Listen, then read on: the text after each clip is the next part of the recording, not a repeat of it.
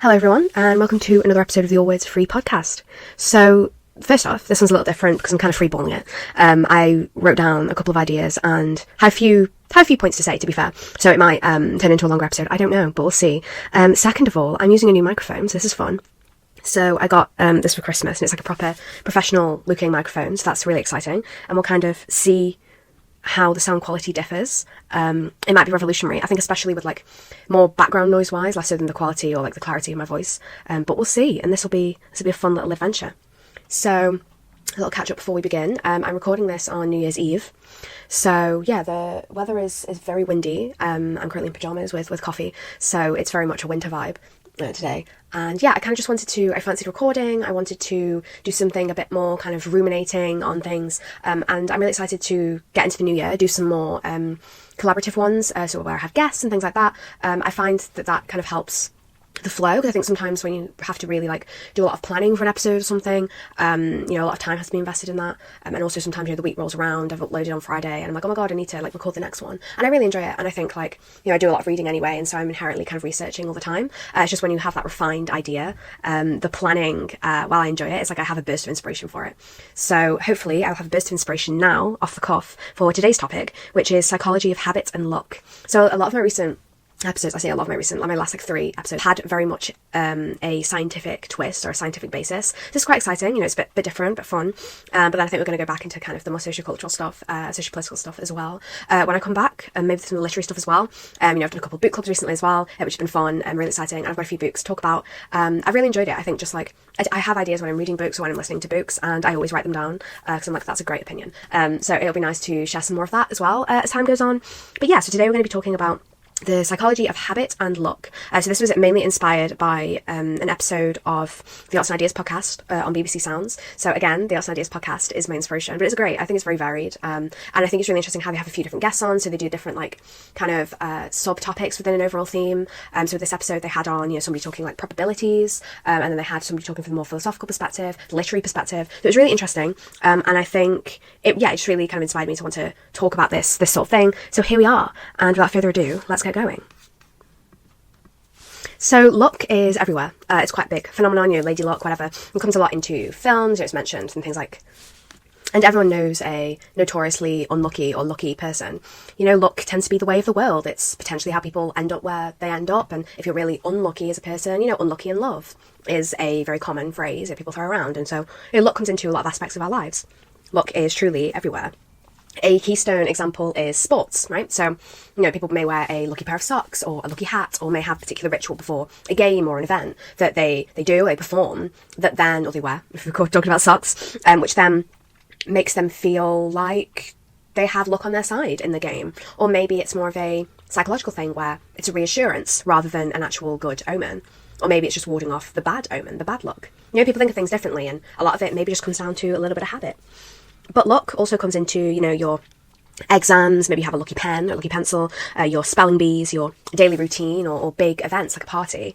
There's also the darker side of luck, or the more misfortunate side of luck, things like gambling and whether you get off scot-free from a particular crime. So, luck is a very multi-layered subject, and today I'm going to be focusing on the science, but there's also the spiritual side of luck, there's the literary side of luck, there's the mathematical side of luck, although I will talk about that a little bit. And I wonder, is it the thought of, if I don't bring these things, they'll go wrong, or if I don't do these things, they'll go wrong? I always had a thing during my exams where I'd feel like really worried whether I was going to have time for lunch, funnily enough. And I knew I would have time for lunch, but it's kind of it wasn't the eating itself, it was like the feeling full. It was like I wanted to make sure that I went into that exam fully prepared, no degree of tiredness whatsoever. So I got thinking about like I need to get a coffee before I go in for a test or an exam. And it was that kind of, a ritualistic thing in a way. It was quite like, if I didn't do it, then I felt a bit, oh no, I feel tired or whatever. And maybe this is the power of the human mind, right? So if you have a particular, say, I don't know, pen, I'll use that example, pen that you like to use for exams, and that pen runs out, or, you always make sure that you like go to the loo before an exam or whatever, you might sit in that exam with a different pen, or, which makes you feel really kind of uncertain, and then your handwriting starts going everywhere. But is that the actual, physical luck and inherent luck that is held within this pen? Or is it the fact that you feel nervous, you feel more nervous because you haven't got that security blanket of your lucky pen? In the same way, in the other example, you might go into the exam and then suddenly feel like you really need to go to the toilet, which, has been the case for me in the past. And it's that thing of, well, do you really need to go? Are you really hungry? Are you actually tired? Or are you kind of manifesting it, to use that word? In a way. And manifestation is actually one of the topics that they talk about in the podcast, and it's really interesting to consider it, right? So manifest has become, I think it's like the word of the year, or it's been added to the dictionary this year. I believe it's been added to the dictionary this year in its new I was going to say new manifestation, in its new kind of definition. So manifest is the kind of word of the year. It's the Brat Girl Summer kind of 2024 word, that you can bring your dreams into reality by simply believing, essentially. And on that side, it kind of makes sense. If you believe you can do something, then it is statistically more likely that you will. But of course, it depends on what that is. If you believe that you can do well in your exam, then there is that reassurance there, and you feel confident in your knowledge and your ability to perform, and therefore, it kind of makes sense that you would be more likely to do better if you believed in yourself. But then there's obviously the side of manifestational belief where, I believe that I'm going to become an astronaut or something, and then you don't do the steps towards becoming that. Or maybe a better example is like, I believe I'm going to become a really famous pop singer. I'm going to manifest it. And it's like, manifestation in its current guise, it is multi-layered, because you have that, there's the belief in yourself, which is one thing, and which can be a very positive thing. If you don't believe in yourself, then it does negatively affect the outcomes of certain things. But if you manifest and it's just manifesting, but you don't actually do anything, you don't make active steps towards anything, and you're simply just sitting there thinking this is going to happen, then is it? Or is manifesting a kind of lazy way to achieve a goal? Or it's just a way of saying, like, I want to do this, but I'm not actually going to do it? I don't know. I mean, like I say, there's many layers, and I think the spiritual, psychological side of manifestation, in that kind of, I believe in myself and I'm going to try, and things might fail, but I'm going to keep trying and be optimistic about it, is the positive side of manifestation. But then there is also that kind of shallow side, in which realistically, is anything happening, or am I purely latching onto something or not putting any effort in because manifest? I use like manifesting in my I say my day-to-day language, but like kind of, I do in a way, in a jokey way, of being like, I'm going to manifest that this experiment is going to work. And like, if an experiment is going to work or not is just a fact. And obviously, again, this is that idea of probabilities and the mathematical side, which I'll get onto in a little bit. But the New Scientist article that I'm basing this particular section of the episode on talks about probability, and it's the idea of there's a probability of something working, straight up, like 100%, whatever, from the aspect of the equipment you're using, for example. The probability of, say, a particular piece of equipment giving a successful experiment is 70%. That is a fixed probability in that way, on the surface of it, but there's the complexities of probability. But then the probability of the success of the experiment is only then confirmed when you see it, when you look at it. So, there could be a piece of equipment that 70% of the time the experiment works, or this particular procedure works. But whether it has worked or not, from your own knowledge, you are completely ignorant. It's the idea of probability versus ignorance. Probability is the machine's capacity to perform.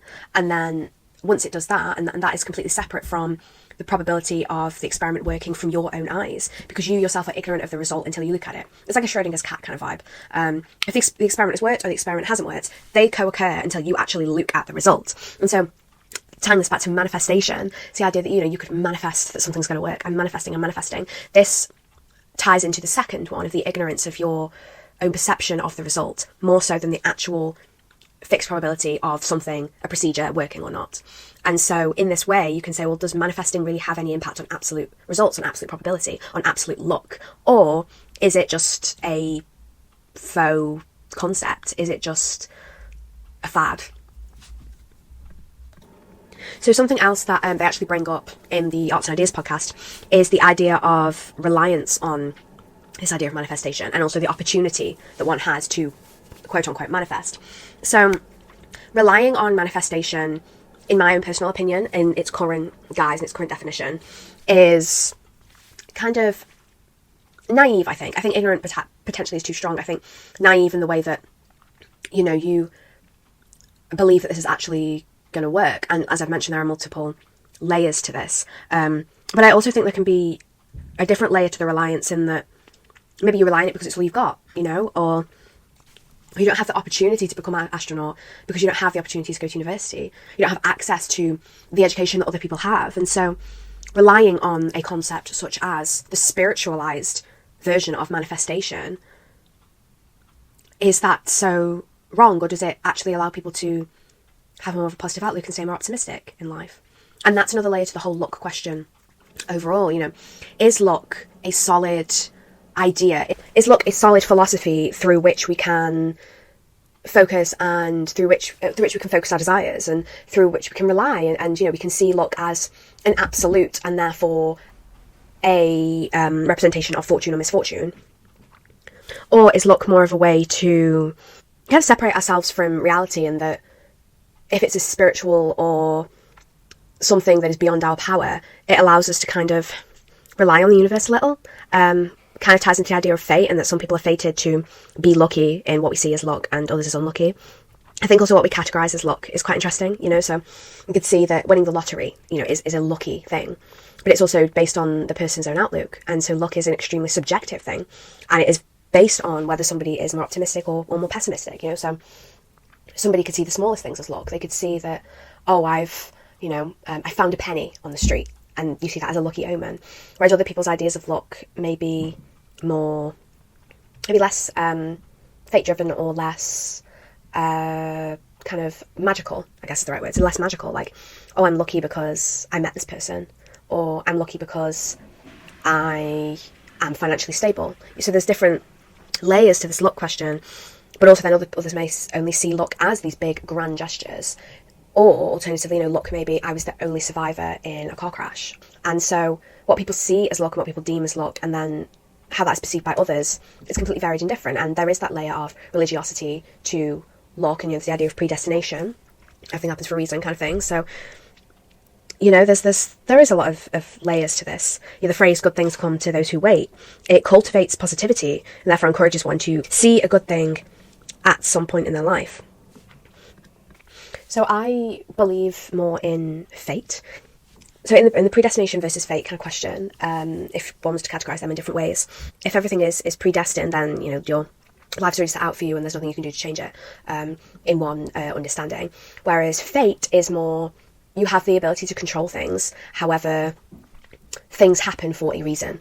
So you can, if you're choosing to, say there's two universities that have offered you a place, you actively choose a particular university in fate's definition, at least my definition of fate, and these are my definitions of predestination of fate and how I like to understand them, and that I choose a particular university and I do actively make that choice. It hasn't been predestined to me, it hasn't been preordained that I will choose that university by a higher power, but rather I choose that university, and then that turns into a wonderful time, and therefore it was fate that I ended up there, because of the positive things that it brought me. But this could be equally as sad if I chose another university, for example.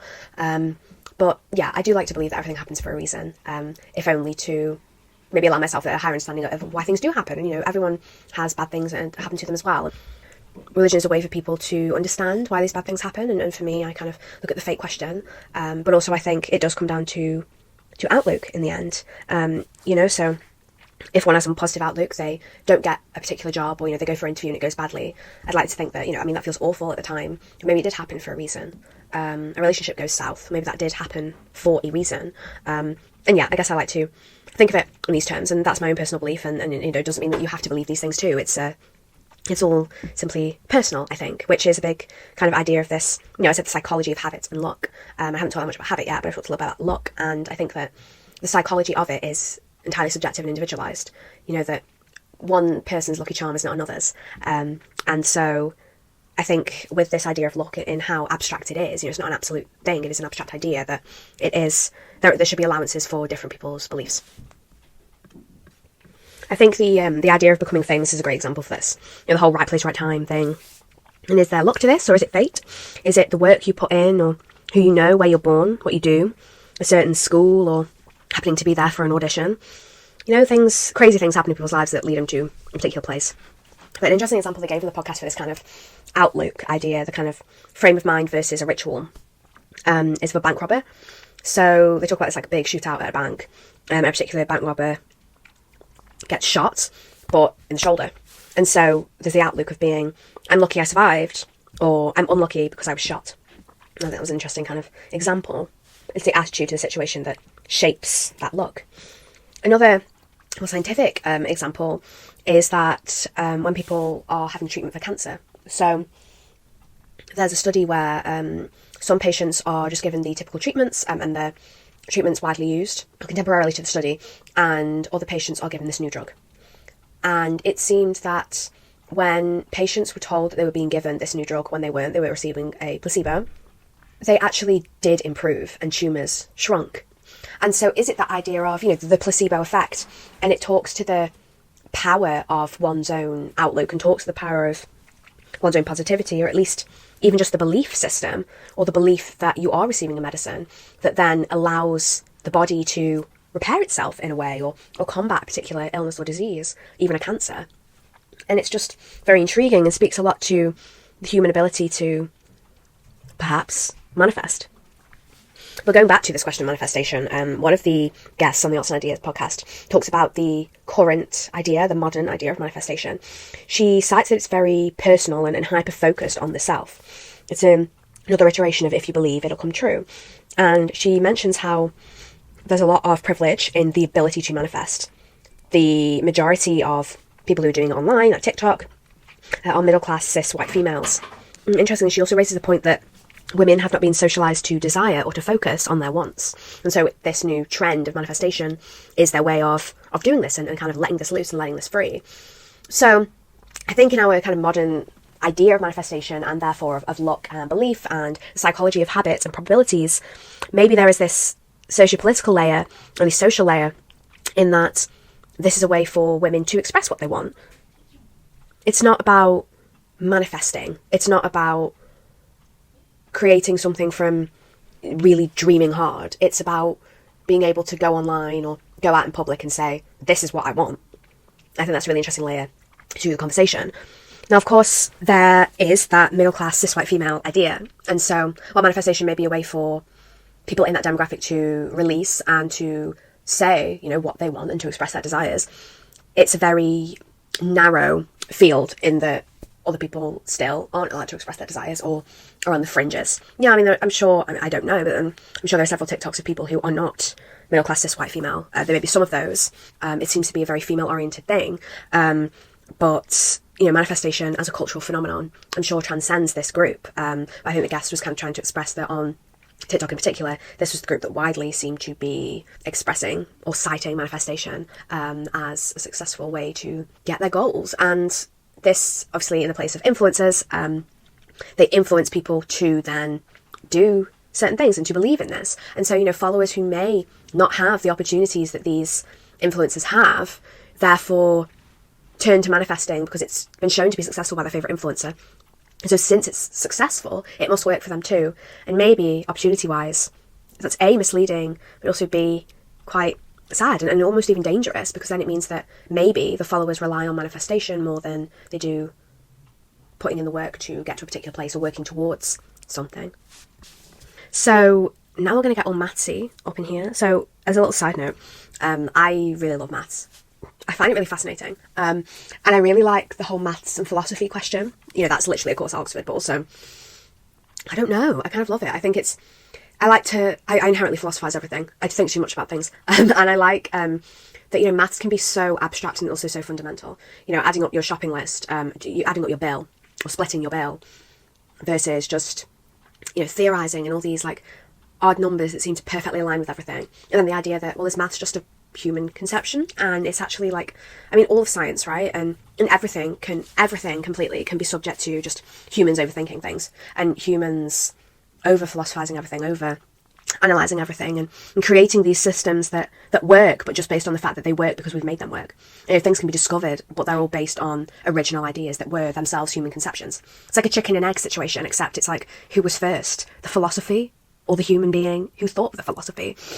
Was it the numbers? Were they there? Was the geometry there inherently? Or was it just us seeing things in the world and being like, that's geometry, I can make that into a circle?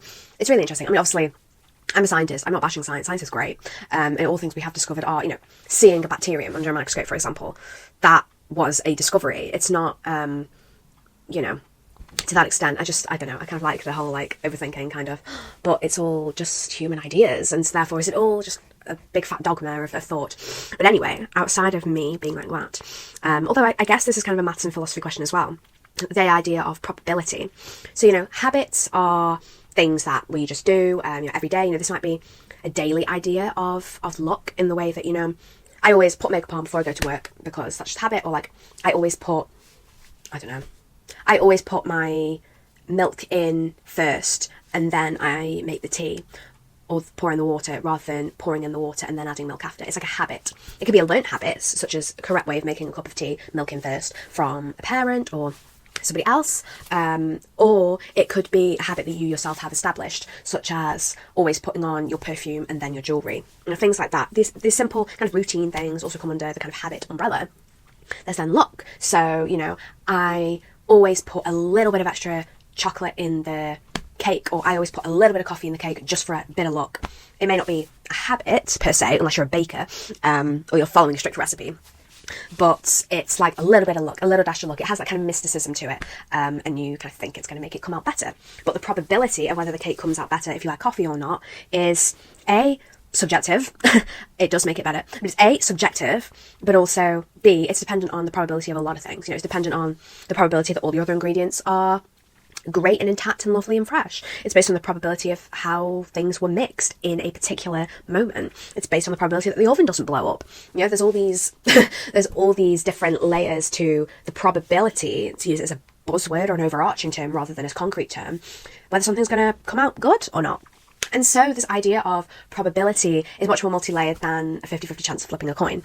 And so this is what the article that I read the other day is about. Now, earlier in this podcast, I said New Scientist. It's actually Scientific American. But it's also affiliated with Nature. And this article by David Spiegelhalter is called Probability Probably Doesn't Exist. Dun dun dun. And the human brain craves certainty. I feel like I've said the human brain craves certainty in at least like the last 5 podcast episodes. I love that. It's so true, but it's so true because I over-philosophize everything.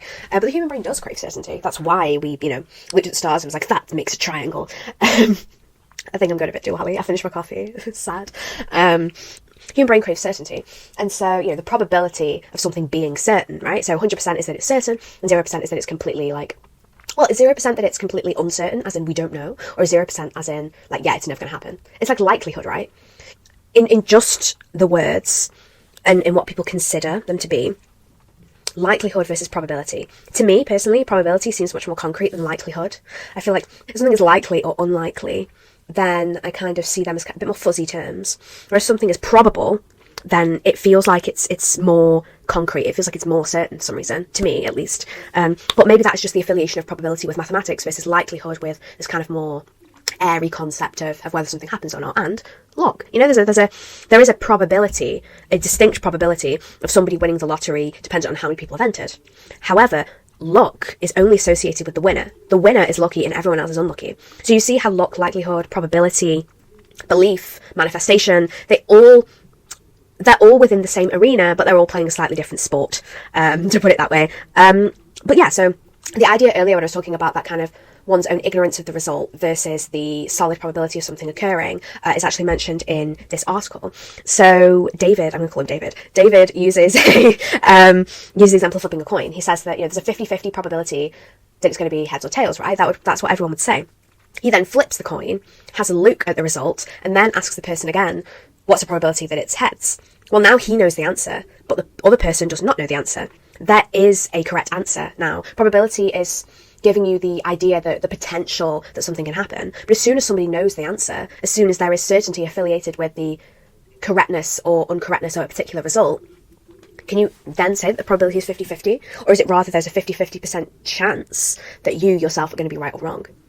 It's a very convoluted kind of interesting way to consider it. But this is, again, why I really like mathematics. And, maths is one of the kind of subjects that I was considering doing at university because I'm completely unfaithful and I like many things, and therefore, it was one of the ones on the cards. The fact you could do maths and philosophy, that's really cool, but I would go down such a rabbit hole. And also I have such maths anxiety. So, if I'm about to... I'm always really worried about getting something wrong. And so using, a more essay kind of based subject like biochemistry, even though it is still very much right or wrong, maths, I feel like, because you're figuring out the puzzle yourself rather than learning facts, it feels like there's much higher stakes in getting something right or wrong. But then you could say, but is it right? Or is it just human thought and uncertainty and it's all just a massive concept of humans and therefore somebody else could come along and abrupt it and that's still also correct? It's crazy. It's like co-occurring scientific thought, right? So I'm completely going off, but I'll be back, don't worry. It's like co-occurring scientific thought, right? So I'm currently reading something called Magisteria, which is a non-fiction book, and is essentially talking about the relationship between science and religion. And it's been really interesting because it kind of combats that inherent war between science and religion that is so sort of commonly thought of in the modern world. You know, think about Charles Darwin as an example. And so it talks about like heliocentrism is a massive one. You're Galileo and all that jazz, and the idea that the solar system is oriented around the sun rather than the Earth, and that the Earth was always the centre in traditional thought and for Aristotle. And it talks about the relationship between Aristotelian ideas and the Catholic Church, and then how Protestantism, or rather Puritans, then kind of developed this and it became more secular, but also there was kind of more freedom in Protestantism to combat geocentrism, which is where everything rotates around the Earth, or the Earth is the centre of the solar system, where they had more freedom because Aristotelian ideas were not baked into the foundations of the religion like they were with Catholicism. And it's all very, really interesting. But my point is that if there's two combating ideas, and one upturns the other, you know, everyone, I say everyone, it's a very sweeping statement because it depends on geographic location and beliefs and everything like that. And obviously there's more than one religion than Christianity, and the book's actually really good at highlighting Jewish and Islamic science as well. Including words like alkali, alchemy, they all come from Islamic science and scripture. I found that really interesting. But anyway, if there's two combating ideas, then, you know, if the overall view was everything was geocentric, everything rotates around the Earth, and now the overwhelming idea is everything rotates around the sun. But who's to say that somebody else can't come along and completely upturn that? Which demonstrates the idea that science is inherently subjective in the way that, you know, I mean, some things are objective in the way that multiple people observe it, and therefore it must be correct. But who's to say multiple people aren't wrong? And that's why the idea of science is that things need to be seen, things need to be repeatable in order to be verified. And now ultimately everything is down to the person who has perceived it and their interpretation of it. And so there is this idea of science as a human conception, and ultimately a very kind of fickle lover in the way that it, yes, things have been confirmed over time and whatever, but it is all based on human thoughts and ideas and human outlook, just as much as probability and luck and chance and likelihood, you know, and habit even. You know, your everyday habit is much subject to your own belief system and your imagination and your own certainty and your outlook, as is interpreting the result of an experiment, or your interpretation of a novel, or your philosophical conversation with a friend. And that's why, you know, I mean, I love philosophy in the way that it discusses these things, but it also then all comes back down to psychology. It comes down to the human condition and how we interpret the world.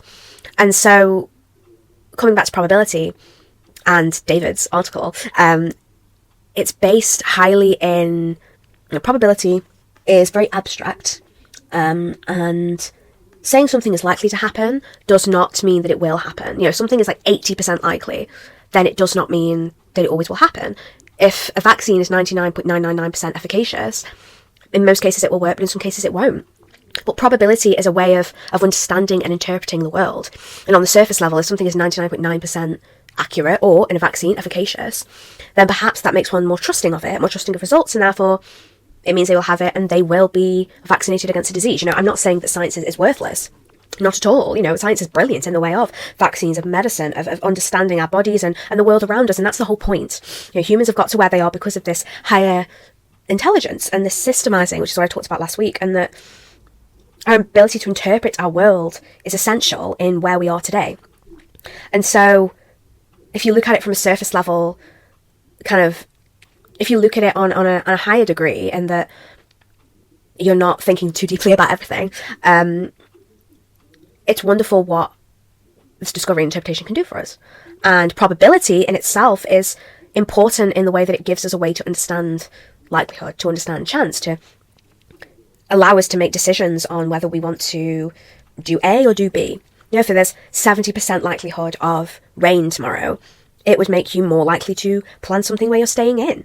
It's a way to live and consider our world and understand. And I think that that is just as important as considering things on a deeper level. And coming back to habit and luck, you know, if you believe that you're an inherently lucky person, then maybe you become one. And maybe this is a kind of manifestation. Maybe you do particular things and have particular habits, and that helps you navigate the world, that helps you to feel more secure. Those things just become a part of your person and shape you, and that is your personhood, your personality, your outlook. Maybe your particular habits have led to your career or your relationship with people. Maybe you seeing yourself as very unlucky has allowed you to create a community of unlucky people. You know, it's allowed you to find more value in when things do go well. You know, the value isn't always necessarily in a cheery, 100% positive outlook, because that's not the human way. It's indeed not the British way. But I don't know. I think this is a really interesting conversation and multi-layered, and I kind of very much went off on one. I went off on one, 100%, with that, and that is with certainty. But this article and the podcast are a very interesting listen and read, not in that order.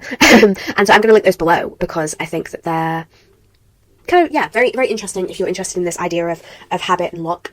And I think this is where I'm going to leave it. So it's been a fun one, and I've really enjoyed this I had a few notes and ideas, but I kind of ran with it. And this is what I love about listening to podcasts and reading, right? It's you get ideas from a single article, and suddenly you're pulling in a couple of the things you've read because they relate. You know, I mean, if you have interest in a particular area, maybe you do multiple things or read multiple things, consume multiple things in that area, and so they all kind of naturally come together. That's worked out well. And also, yeah, I think a lot, too much, and it's been nice to kind of just spitball it and see what happens. But I've liked this, and I think that having a couple of more sciencey, stimulated episodes has been nice too. Draw that love in. But I'm going to have fun editing this, I'm sure. And I love the new microphone. It's very fun. I feel very professional. So please let me know what you think of this episode. If you have any opinions, very exciting. And yeah, I'm trying to think if there's any other general updates. So in the new year, I want to do more guest appearance stuff, which I've already mentioned. I think I'd like to explore doing more written pieces in the week, which I've said the past every episode, but it's fine. And yeah, there was definitely something else that I wanted to mention. I want to carry on with the book club episodes. I really enjoyed those. They can be much more off the cuff like this. I'd just love to hear your feedback, really. Any I think you think I could improve on. I'm not averse to a hater. And yeah, I don't know, I really enjoyed this episode, and I think that I'm really enjoying doing the podcast as well. I'm going to develop some things in the new year, and we'll kind of just go from there. Yeah. Well, thank you so much for listening. I hope that you've enjoyed this episode, and I will be back not next week but the week after with a video episode as well. Fun. I might start uploading the transcripts as well separately, so that these can be read essays as well as audio essays, because I think that may boost some subscriber numbers, but that's a me rumination, so you don't need to bother about that. Just thank you so much for sticking with me in this little endeavour. It's episode 26, and oh my god, episode 26, that's half a year. I've been doing this for 6 months. Well, that's crazy. Okay. Have a lovely new year, although I know this is actually after New Year's Eve, whatever, but have a wonderful 2025, and I hope to have you with me again soon. Take care, and let's keep talking.